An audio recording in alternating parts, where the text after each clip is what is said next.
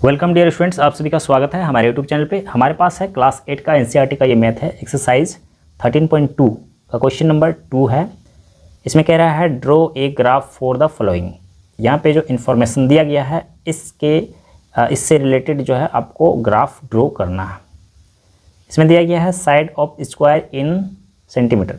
First में दिया गया है एक स्क्वायर का साइड दिया गया है 2, 3 इतना 3.556। उसमें आपको पेरीमीटर जो है ये आ रहा है, पेरीमीटर इन सेंटीमीटर ये दिया गया है। 2 का पेरीमीटर कितना हो गया 4। पेरीमीटर में क्या होता है, स्क्वायर का पेरीमीटर जो होता है 4 मल्टीप्लाई साइड, मतलब इसे 4 मल्टीप्लाई हो जाएगा तो ये आएगा 4 2 जा 8 हो गया। इस तरह से ये दिया गया है। 2 के लिए 8, 3 के लिए 12 और इसके लिए 14, 5 के लिए 20, 6 के लिए 24।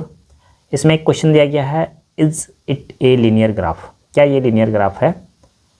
तो इसको हम ड्रॉ करेंगे तो पता चलेगा। फर्स्ट पार्ट हो गया, चलिए इसको ड्रॉ करते हैं। तो ऑलरेडी हमने इसको ड्रॉ कर लिया है। देखिए यहाँ पे फर्स्ट पार्ट है, इसमें दिया गया है इसका साइड ऑफ स्क्वायर, इसका साइड स्क्वायर का साइड जो है इन सेंटीमीटर दिया गया है। तो हमने इसको लिया हुआ है 1 यूनिट इक्वल टू 1 सेंटीमीटर। ये हो गया 1 2 3 4 5 6, 0 से ये चल रहा है तो बिल्कुल सही चल रहा है ये। और इधर पेरीमीटर इसका दिया हुआ है 4 8 12 16, तो उस अनुसार से मैंने 1 यूनिट इक्वल टू 4 लिया हुआ है। 0 से ये 4 8 12 16 20 24 पेरीमीटर इन सेंटीमीटर। इस तरह से ये एक्स एक्सिस है, ये वाई एक्सिस है। अब यहाँ पे 1 में कुछ नहीं दिया गया है, 1 साइड का जो है स्क्वायर नहीं दिया गया है। 2 से स्टार्ट हुआ है, 2 से, तो यहाँ पे हम 2 के लिए 4, 2 के लिए 8, यहाँ पे आ रहा है 8 इसके सीधे में, तो यहाँ पॉइंट लगा लिया हमने। और 3 के लिए 12, तो यहाँ पे हमने इसके सीधे में पॉइंट लगा लिया।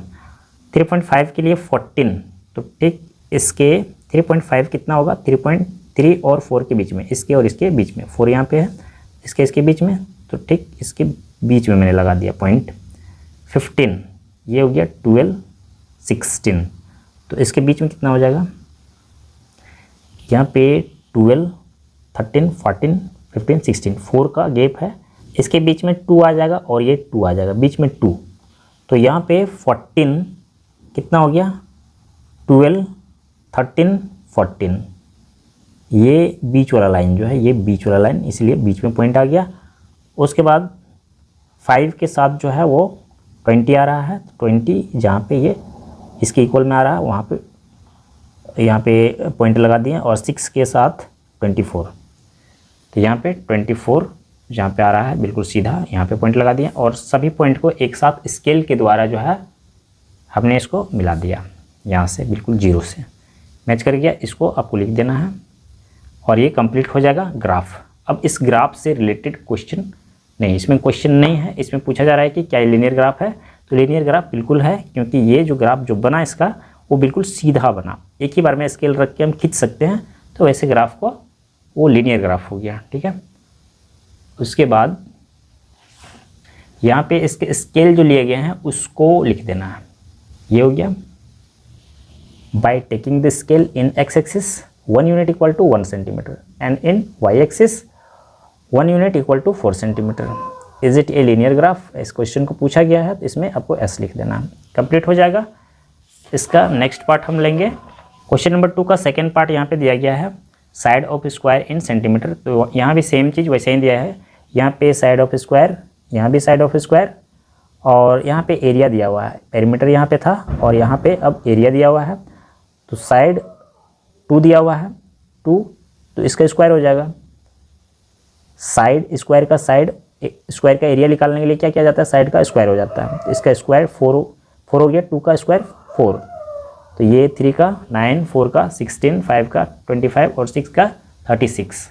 अब इसको ड्रॉ करना है ग्राफ। और यहाँ पे एक क्वेश्चन दिया गया है, is it a linear graph, क्या ये लीनियर ग्राफ है?